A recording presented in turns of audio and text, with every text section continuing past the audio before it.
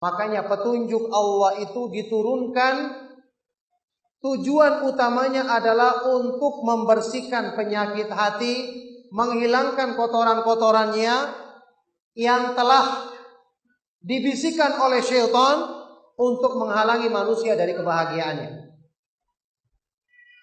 Oleh sebab itu, kenapa Al-Quran diturunkan, fungsi terbesarnya adalah syifa'un lima fis sudur, obat bagi penyakit hati manusia. Fungsi terbesarnya adalah untuk tombok hati. Seperti tema yang kita bahas dalam kajian kali ini. Itu dinyatakan dalam firman Allah Subhanahu wa taala, ya ayyuhan nasu qad ja'atkum mau'izatum mir rabbikum wa shifaa'un lima fis sudur wa hudaw wa rahmatul lil mu'minin.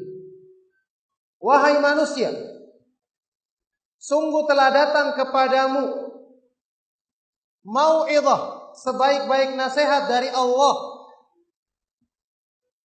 wa shifaa'un lima fis sudur, dan obat bagi penyakit hatimu, yaitu dalam Al-Quran, serta petunjuk dan rahmat bagi orang-orang yang beriman. Allah mengetahui hati manusia itu tempatnya gundah, galau, tempatnya tidak tenang, tempat yang kalau dia buruk maka akan buruk semua anggota badannya. Makanya Allah turunkan petunjuk dalam Al-Quran.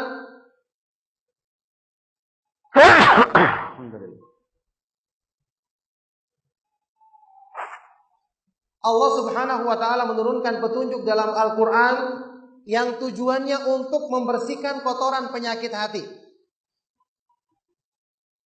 Karena manusia tidak akan bisa membersihkan hatinya kalau bukan dari petunjuk Allah.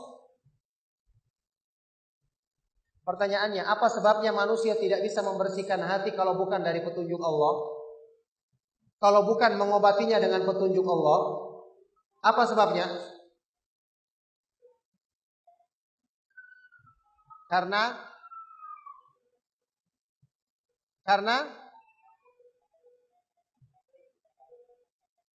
hati yang kurang jelas, hati yang menyembuhkannya dari Allah gitu. Yang menciptakannya adalah Allah. Iya. Karena hati itu yang menciptakan adalah Allah Subhanahu wa ta'ala. Ada jawaban lain?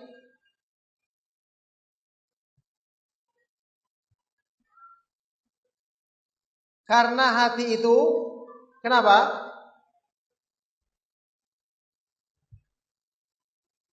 Tidak ada yang bisa menguasainya, tidak ada yang bisa merubahnya, tidak ada yang bisa membolak-balikannya selain Allah Subhanahu wa ta'ala.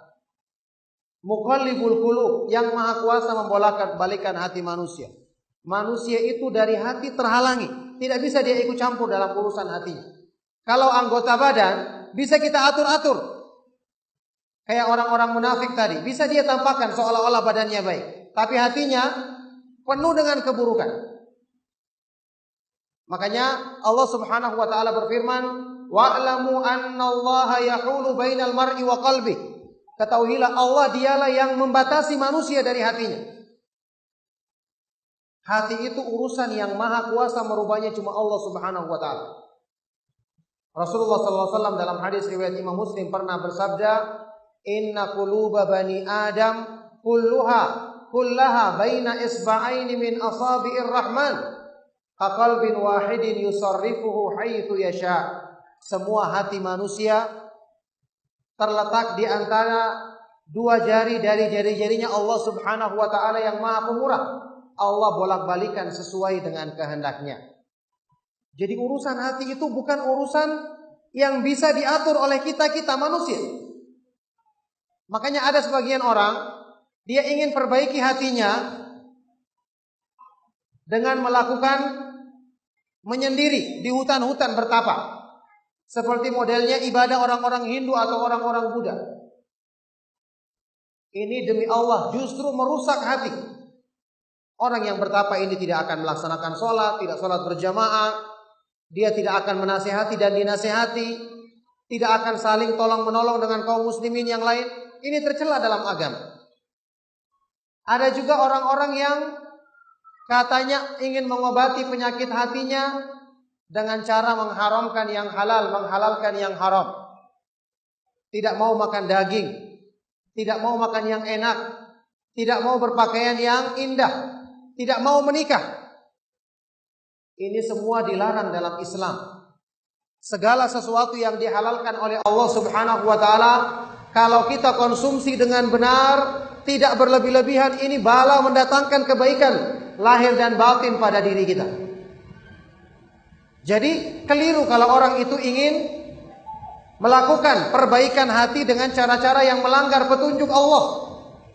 Ini yang pernah ditegur oleh Rasulullah sallallahu alaihi wasallam ketika ada sebagian dari sahabat yang datang ke rumah beliau.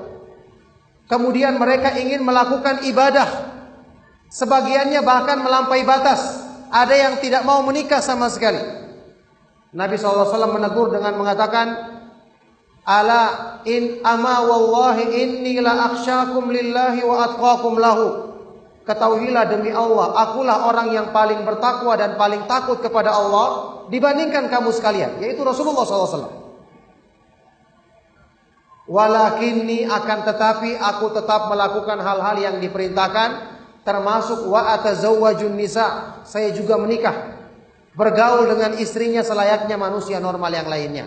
Kemudian beliau mengancam di akhir hadis ini, faman raghiba an sunnati falaisa minni, barang siapa yang tidak suka dengan cara-caraku beribadah kepada Allah, dia bukan golonganku, bukan termasuk umatku, umatnya Rasulullah sallallahu alaihi wasallam.